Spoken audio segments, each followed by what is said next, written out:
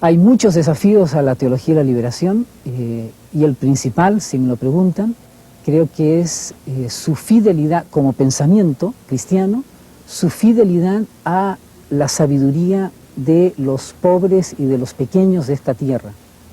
Fidelidad que implica comunicarse con los pobres, los teólogos, comunicarnos con los sectores pobres y sobre todo escuchar, estar atentos, sentir su sufrimiento, sus dolores profundos, compartirlos y dejarnos interpelar y aprender de la sabiduría de los humildes.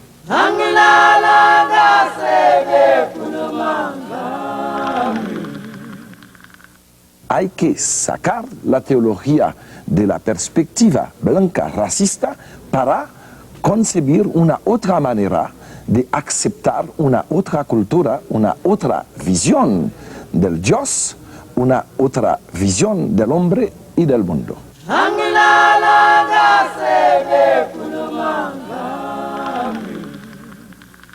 La teología de la liberación debe darse cuenta que lo indígena es el dato constante y cotidiano con que el antropólogo y el teólogo se encuentran. Y creo que el riesgo que tiene la teología de la liberación es que en un determinado momento se encuentre hablando consigo misma.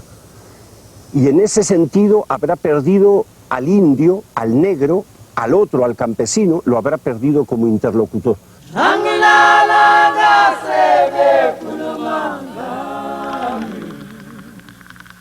O grande desafio da teologia da libertação é continuar fiel na sua presença no meio das experiências de fé do povo pobre e oprimido que luta. Na medida em que se distancie para emigrar para dentro de livros muito abstratos, academias, ela está traindo as suas próprias origens. Acho que esse é o desafio fundamental, essa fidelidade na opção que gerou essa teologia.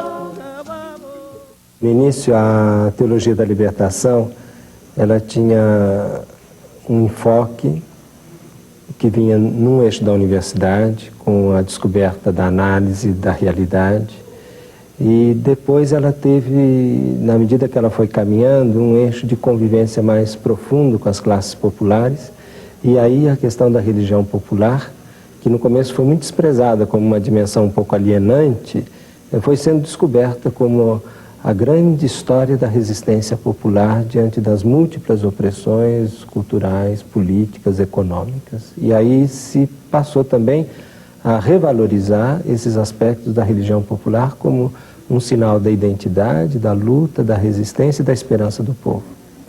Eu acho que precisa humildade, reconhecer que a nossa história, nossa caminhada,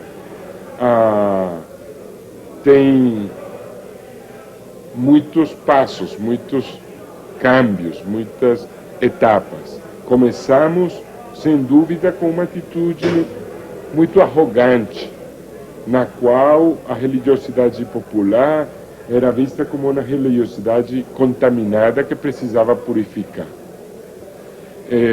Uma atitude na qual nós pensávamos que a nossa religiosidade, inconscientemente, era o modelo, e a religiosidade popular era errada.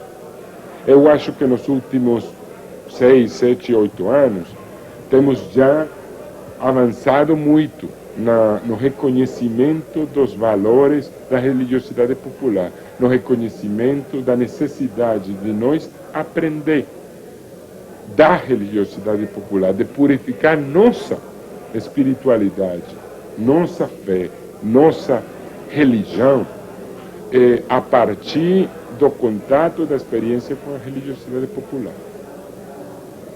Na verdade, nós não temos muitos estudos sobre isso, e nem muita experiência. Eu acho que a primeira atitude nossa, da teologia, dos padres, da igreja, dos bispos, é se deixar interpelar pela religião popular. Ver quais são as interrogações que ela faz à instituição. Em vez de querer dirigir, querer dar lições, querer purificar, querer evangelizar, se deixar evangelizar. É uma atitude de humildade, porque a religião oficial da igreja é uma religião que é extremamente deficitária no campo da expressão corporal, da expressão simbólica. Ela é uma religião extremamente intelectualista, é uma religião, às vezes, desligada da realidade da vida do povo. Existem muitos limites que a religião popular pode preencher. Então, eu acho que a religião oficial dos padres e dos bispos e dos teólogos, ela também é em parte supersticiosa. Ela tem a superstição de que a verdadeira formulação do dogma resolve tudo, de que aquela liturgia feitinha segundo os cânones é a liturgia correta que leve a Deus, dá a graça. E o povo não se sente à vontade dentro dessa liturgia.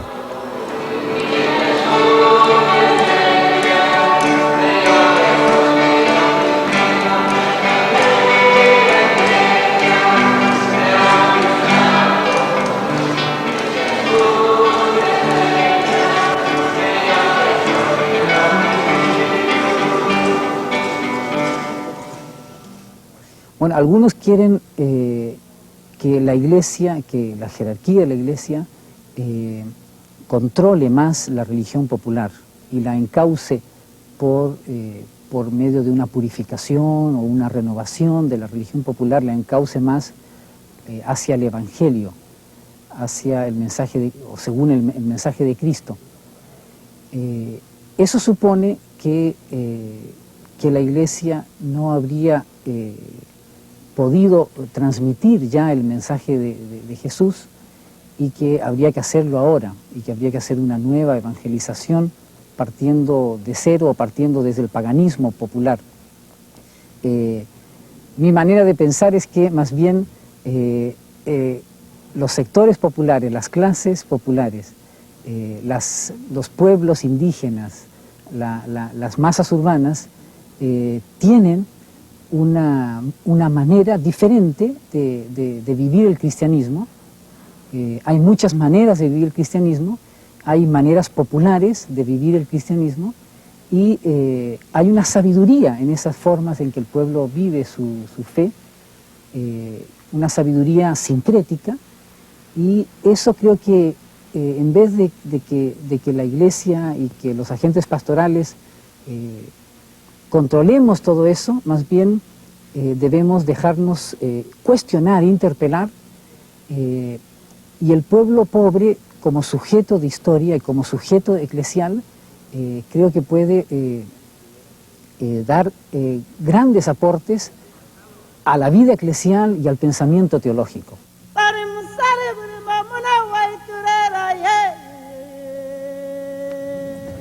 En América Latina estamos viviendo ahora los preparativos del 500 aniversario del así llamado Descubrimiento de América. Yo creo que es un excelente ejemplo para mostrar de cómo hubo todo un proyecto de iglesia que no pudo respetar al indígena. Fernández Oviedo se preguntaba si los indios eran animales racionales y decían ciertamente debieron estar en el arca de Noé, pero se han vuelto bestiales por sus costumbres. O es decir, para el conquistador hispano y también para el lusitano, el indio no era un hombre, sino una bestia a la cual había que, como un rudo, hacerla humana. o es decir, no se la admitía como diferente, sino que se la hacía española o lusitana primero, para después entonces sí poder convivir.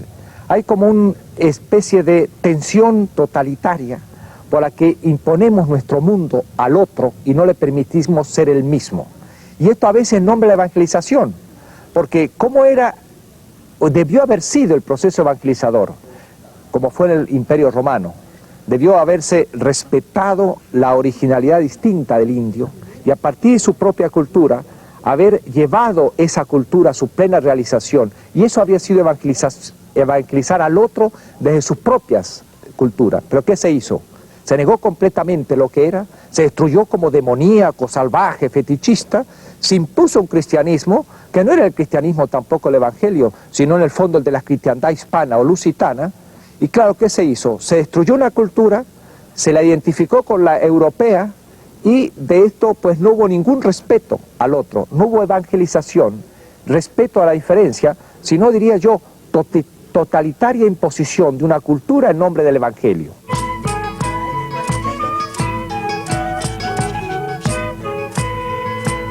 Custou um pouco entender, depois da expulsão do pobre e da percepção das análises sociais que se ha feito sobre o pobre, também nas ciências sociais, descobrir a especificidade do outro, a especificidade do índio, que o índio não é um simples pobre, assim como o Puebla diz em alguns lugares, é o mais pobre dos pobres. Isso é verdade e não é verdade, porque o índio, onde não sofreu ainda interferência violenta e tem essas situações, eles vivem, então ele tem uma certa riqueza muito maior do que do pobre da periferia, da favela e da rua. Ele tem um referencial cultural, ele tem um passado, tem uma língua própria, tem uma terra, tem, sobretudo, alegria no rosto que o favelado e o que mora nos cortiços às vezes já perdeu. Então o índio não é simplesmente um pobre, é um outro, alguém que está ameaçado pela pobreza que os favelados já estão sofrendo, mas não devemos pensar o índio como se já tivesse tudo perdido, como já seria integrado neste mar de capitalismo e se teria perdido sua resistência cultural, sua possibilidade de sobreviver nesta alteridade que é uma grande riqueza.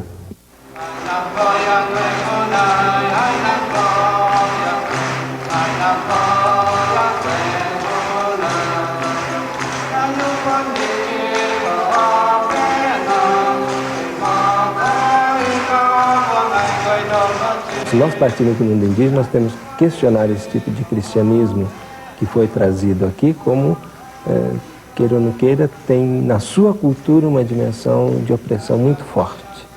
E nós estamos apenas engatinhando, eu diria, nessa abertura para as questões que o mundo indígena nos traz. En un momento inicial, esta preocupación de la Iglesia o de ciertos sectores de Iglesia de estar más cerca de los pobres tenía solo una dimensión, diríamos, económica, social, pero a base de estar tan cerca de gente que al mismo tiempo es distinta, ha ido descubriendo que no se trataba solo de superar una situación de pobreza, sino que al mismo tiempo de encontrar su identidad. Reconocían que ahí había una gran vitalidad distinta y entonces se han hecho solidarios simultáneamente de este ser distinto, de tener su propia riqueza cultural, etc.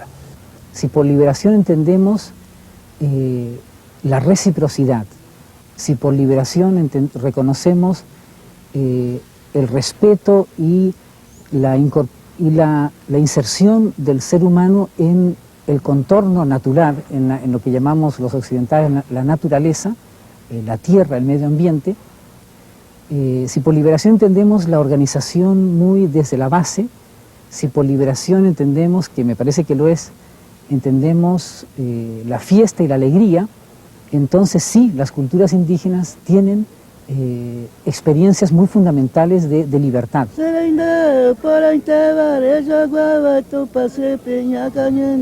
Eu acho que, de fato, nós não temos mesmo uma experiência do que se pode dizer um cristianismo enculturado. Por enquanto, a nossa tentativa foi tentar compreender, tentar conviver com os índios e praticando a religião indígena.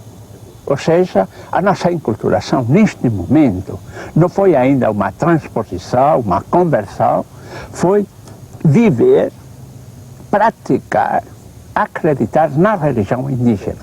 Isso me aconteceu com os Guarani, eu nunca fiz uma evangelização explícita. Eu achava que um povo com uma religião tão profunda não era o caso de eu intervir com outra religião. Isso aconteceu sobretudo também com os Enaué.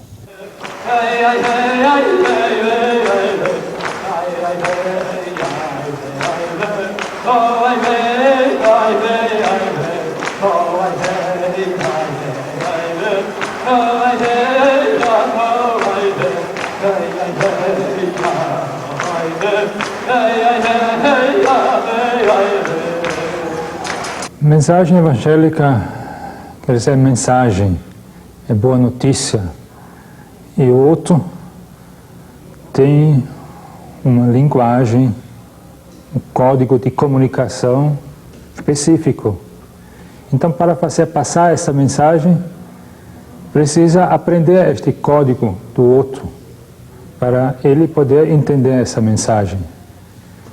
Não é suficiente só traduzir a mensagem. É preciso pensar a mensagem a partir dos códigos, dos símbolos, da maneira, da lógica cultural do outro. Isso é a grande dificuldade que existe numa evangelização assim um pouco universalizante, que se costumou uma teologia para todo mundo, ou símbolos, celebrações dos sacramentos homogeneizados, igual para todos os países. Repensar tudo isso, a teologia, ministério, símbolos, sacramentos, festas, orações, a partir deste código específico que cada povo tem. Resulta muy difícil a veces a sectores de iglesia aceptar que estos pueblos, después de 400 años, siguen teniendo una religión propia, no necesariamente de acuerdo a todos los esquemas de la Iglesia Católica.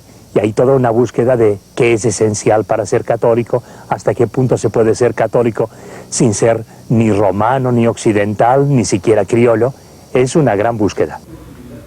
Para mí, una teología de la liberación debe empezar para nosotros por decir que no hay posibilidad para la teología de la liberación de fundarse a partir de una posición de persecución de una otra religión.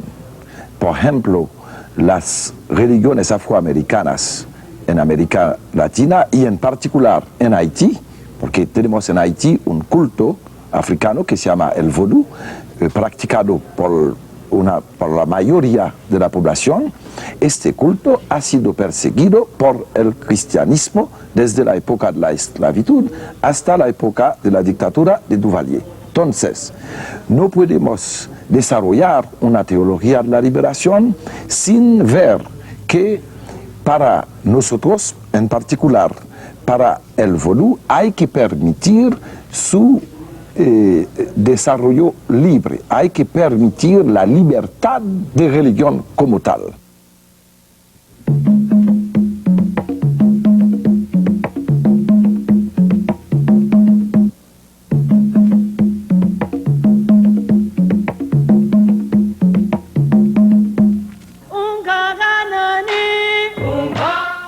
Bien, el sincretismo religioso es ante todo y sobre todo el resultado de una confrontación